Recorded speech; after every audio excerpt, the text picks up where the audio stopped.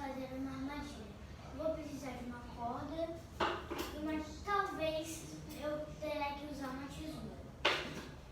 Primeiro você fazerá pegar a corda, pegar uma das pontas e juntar. Aí você dá um nó, depois dá de novo. Nesse caso, eu vou precisar da tesoura. Porque sobrou esse pedaço. Aí eu pego a tesoura, corto aqui e fica o buraco.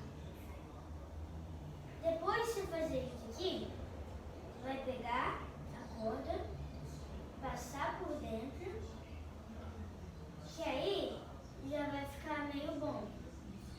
Não fica certinho, por causa que se eu faço assim, depois se eu tirar, escapa. Então eu tenho que pegar aqui, pegar uma altura boa, pra se quiser pegar um animal meio grande, médio, aí você tem que pegar.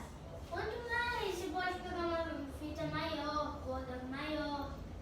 Eu fiz desse daqui. Aí, você vai pegar um lugar, pegar aqui a pontinha e fazer um nó. Depois de fazer esse nó, ela não vai fugir. Não vai fugir mais. E aí, também pode, nesse buraco, quanto menor possível, melhor vai ser. Aí fica assim, ó, esse tamanho de buraco. É pequeno, mas tem como fazer. Aí fica assim. Aí nem dá pra ver meio um pouco.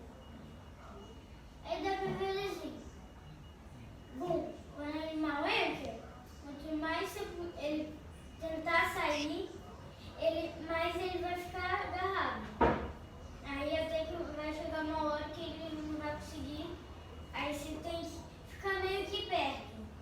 Se for fazer uma selva, e saber onde ter um animal, tem que ficar perto, a pessoa vai entrar, ela vai tentar fugir, ela não vai conseguir.